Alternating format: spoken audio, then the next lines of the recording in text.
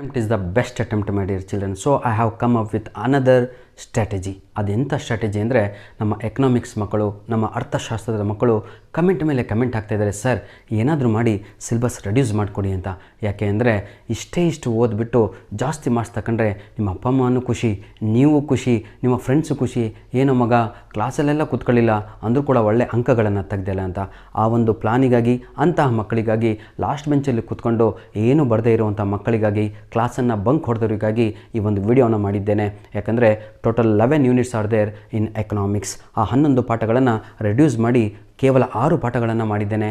6 ಪಾಠಗಳನ್ನು ಓದಿ 100% ತಾವುಗಳು ಎಲ್ಲರೂ ಕೂಡ 80 ಔಟ್ ಆಫ್ 80 ತೆಗಿತೀರಾ. ಇಲ್ಲ ಸರ್ ನಮ್ಮ ಕೈಲಿ 6 ಆಗಲ್ಲ ಅಂದವರು, only you read 2 chapters, you will get 30 marks in only theory. ಧನ್ಯವಾದಗಳು ವಿದ್ಯಾರ್ಥಿಗಳೇ. ಇದರ ಬಗ್ಗೆ ನಾನು ಒಂದು ವಿಡಿಯೋನ ಅಪ್ಲೋಡನ್ನು ಮಾಡಿಕೊಟ್ಟಿದ್ದೇನೆ.